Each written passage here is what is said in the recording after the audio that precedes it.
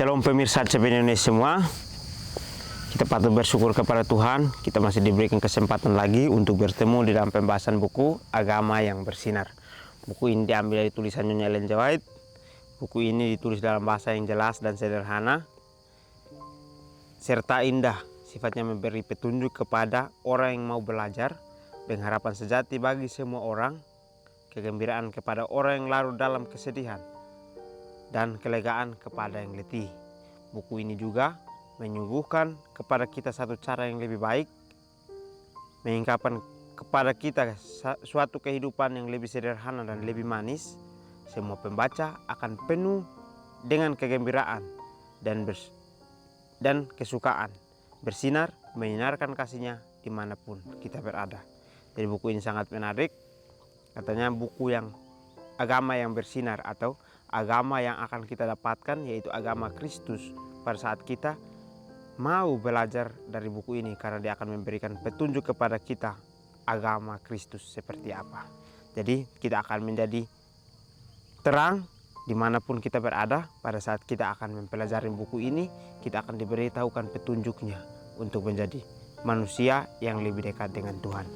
Pelajaran kita kali ini saya ambil dari halaman 152 dengan judul Tolong dan Sembuhkan. Ayat inti terambil dalam Amsal 17 ayat 22. Hati yang gembira adalah obat yang manjur, tetapi semangat yang patah mengeringkan tulang. Hati yang gembira menolong dan menyembuhkan. Hati yang patah menguras vitalitas. Amsal 17 ayat 22. Baik, jadi pelajaran kita sangat menarik ya. Mungkin seringkali kita sudah mendengarkan akan pelajaran ini tentang hati yang gembira adalah obat yang manjur. Di dalam judul dikatakan bahwa tolong dan sembuhkan, atau hati yang gembira akan membuat kita menjadi orang yang sehat dalam fisik kita, karena kita akan mendapatkan obat yang manjur pada saat kita mengalami hati yang gembira. Tetapi kalau kita dalam keadaan sakit, berarti kita tidak semangat karena kita sedang patah dan mengeringkan tulang. Jadi kita tidak semangat karena kita tidak memiliki kegembiraan dalam hidup kita. Hati yang gembira menolong dan menyembuhkan, hati yang patah menguras vitalitas. Jadi ayat ini sangat populer untuk kehidupan kita. Kita selalu ingat bahwa hati yang gembira adalah obat yang manjur. Dan hati yang gembira selalu menolong kita dan menyembuhkan kita. Karena pada saat kita mengalami semua kesulitan kita, kita harus bergembira dengan apa yang sudah kita hadapi. Karena pada saat kita menghadapi dengan gembira, maka dia akan menyembuhkan setiap pikiran kita dari apa yang akan masuk untuk merasuki akan kekuatan fisik kita. Hati yang patah menguras vitalitas. Jadi perasaan kita yang akan membuat kita menjadi orang yang hatinya patah. Suatu erat hubungan antara pikiran dan tubuh. Bila salah satu terpengaruh, maka yang lain ikut merasakan. Kondisi pikiran mempengaruhi kesehatan jauh lebih luas dari yang disadari banyak orang. Banyak dari penyakit-penyakit yang diderita manusia adalah akibat dari depresi mental, kesedihan, kegelisahan, rasa tidak puas, penyesalan yang dalam, rasa bersalah, ketidakpercayaan, semua cenderung merusak daya hidup dan mengundang kerusakan dan kematian. Baik, pelajaran kita sangat menarik ya. Dikatakan di sini bahwa sangat erat hubungan antara pikiran dan tubuh. Jadi tidak bisa berjalan salah satu, tetapi harus berjalan kedua-duanya. Jadi pikiran tidak bisa berjalan sendiri, tubuh juga tidak bisa berjalan sendiri, tetapi semuanya harus berjalan sama atau selangkah konstan, sehingga pada saat berduanya berjalan bersama, maka semuanya akan membuat kita menjadi seimbang dalam perjalanan. Bila salah satu terpengaruh, maka yang lain ikut merasakan. Jadi kalau pikiran kita tidak samakan dengan tubuh kita, berarti kita sedang membuat satu pengaruh yang membuat tubuh kita untuk merasakan sesuatu ketidaksehatan di dalam kehidupan kita. Kondisi pikiran mempengaruhi kesehatan jauh lebih luas dari yang disadari banyak orang. Jadi banyak orang tidak pernah berpikir bahwa pikiran mempengaruhi akan kesehatan. Seringkali mereka merasakan bahwa tubuh mereka sehat, tetapi mereka selalu bersedih atau mereka tidak memiliki kesenangan dalam kehidupan mereka. Tetapi di sini dikatakan bahwa pikiran kita akan mempengaruhi akan kesehatan dari mental kita, dari kekuatan fisik kita juga akan menjadi pengaruh besar. Banyak dari penyakit yang derita manusia adalah akibat dari depresi mental. Jadi orang yang depresi mental akan selalu banyak penyakit, dan depresi mental munculnya dari pikiran kita. Tidak ada yang muncul secara tiba-tiba, tetapi semuanya dari pikiran kita yang membuat depresi itu ada dalam kehidupan kita. Jadi pada saat kita sudah mengalami depresi, maka banyak penyakit yang akan timbul dalam kehidupan kita untuk kita derita. Kesedihan, kegelisahan, rasa tidak puas, penyesalan yang dalam, rasa bersalah, ketidakpercayaan, semuanya cenderung merusak daya hidup dan mengundang kerusakan dan kematian. Jadi kalau kita ingin untuk mendapatkan kesehatan itu terus atau mendapatkan hidup yang bahagia itu terus, berarti kita harus hilangkan akan kesedihan kita, hilangkan akan kegelisahan kita, hilangkan rasa tidak puas kita, penyesalan yang dalam, rasa bersalah, ketidakpercayaan yang seringkali merusak akan hidup kita dan mengundang kita di dalam kerusakan dan kematian.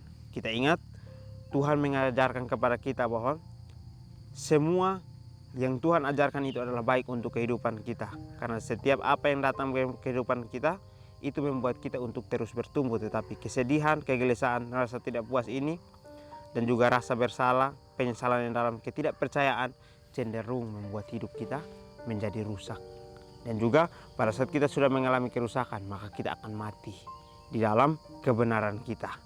Karena kita ingat bahwa hidup bersama dengan Tuhan, Dia akan terus memberitahukan kepada kita pengetahuan tentang kebenaran. Tetapi kalau kita hidup dengan keinginan kita, maka itu akan membuat kita untuk rusak dan masuk kepada kematian akan kebenaran kita. Semangat, pengharapan, iman, kasih semuanya meningkatkan kesehatan dan memperpanjang umur. Pikiran yang puas, semangat yang gembira merupakan kesehatan bagi tubuh dan kekuatan bagi jiwa. Hati yang gembira adalah obat yang manjur, tetapi semangat yang patah mengeringkan tulang. Hidup yang terbaik, halaman 225. Jadi pelajaran kita memberikan kita petunjuk lagi. Tuhan memberikan kita, memberitahukan lagi kepada kita bahwa semangat, pengharapan, iman dan kasih semuanya akan meningkatkan akan kesehatan kita dan juga memperpanjang akan umur kita. Jadi pada saat kita melakukan semuanya, kita melakukan aktivitas kita dengan semangat, lalu kita menaruh harapan kita kepada Tuhan, kita percaya kepadanya, lalu kita imani apa yang kita sudah percaya itu, maka Tuhan akan menyanggupkan kita. Lalu kasih kita yang Tuhan sudah contohkan, kita harus tiru setiap hari supaya semuanya itu meningkatkan akan kesehatan mental kita dan juga memperpanjang akan umur kita sendiri. Pikiran yang puas, semangat yang gembira merupakan kesehatan bagi tubuh dan kekuatan jiwa. Jadi sangat menarik ya, dikatakan bahwa pikiran kita harus puas atau kita memiliki rasa syukur kepada Tuhan karena Dia sudah memberkati kita. Dan juga kita harus semangat dengan gembira dalam melakukan setiap aktivitas kita. Merupakan kesehatan bagi tubuh dan kekuatan bagi jiwa. Jadi pada saat kita bersyukur, kita merasa gembira, maka itu sendiri yang akan membuat kesehatan tubuh kita menjadi kuat dan juga jiwa kita menjadi kuat. Hati yang gembira adalah obat yang manjur, tetapi semangat yang patah mengeringkan tulang. Jadi ini adalah ayat yang sangat membuat kita untuk terus semangat ya.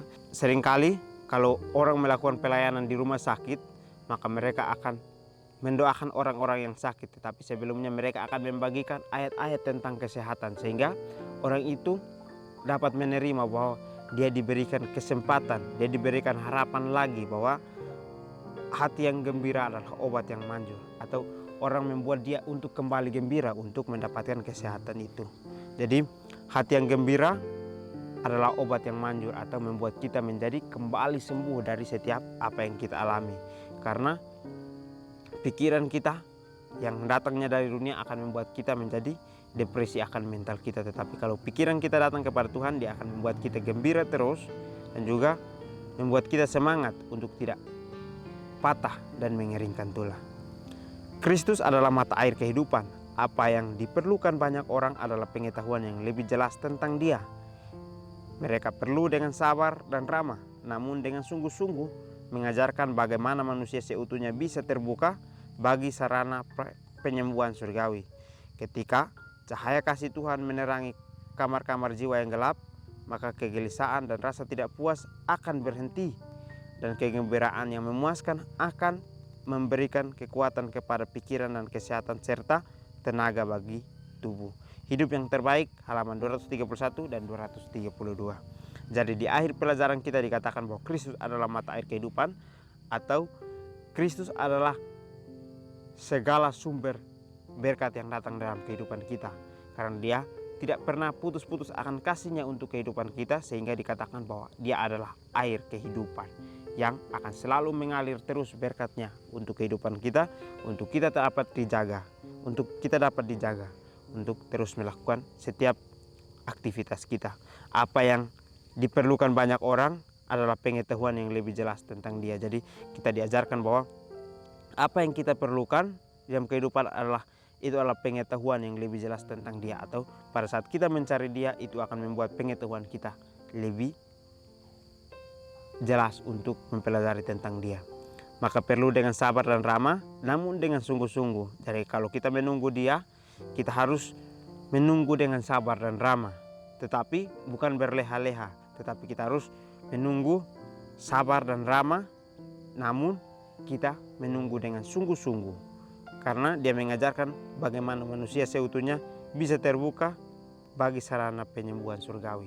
Jadi orang yang ingin untuk membagikan penyembuhan surgawi, maka dia harus sabar dan ramah, namun bukan dengan tidak bersungguh-sungguh, tetapi di sini dikatakan bahwa harus bersungguh-sungguh untuk mengajarkan bagaimana manusia seutuhnya bisa terbuka bagi sarana penyembuhan surgawi.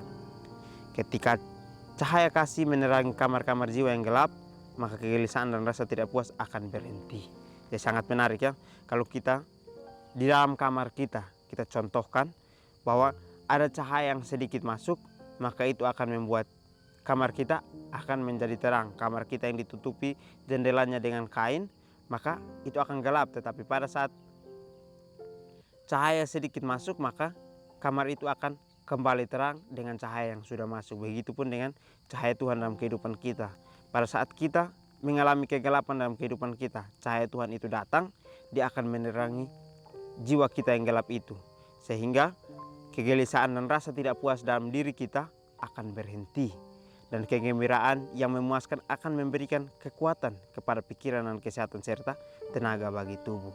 Jadi kegembiraan yang memuaskan itu datangnya daripada Tuhan. Dia yang akan memberikan kekuatan kepada pikiran dan kesehatan serta tenaga bagi tubuh kita pada saat kita ingin untuk mendapatkannya dari dia. Jadi semua yang akan kita tolong dan yang akan kita sembuhkan itu adalah berjalan bersama antara pikiran dan tubuh, serta harapan kita yang dari Tuhan yang selalu kita dapatkan. Jadi mungkin ini saja pelajaran yang dapat saya bahas. Kiranya kita bertemu lagi di pertemuan selanjutnya. Kiranya Tuhan Yesus memberkati kita semua.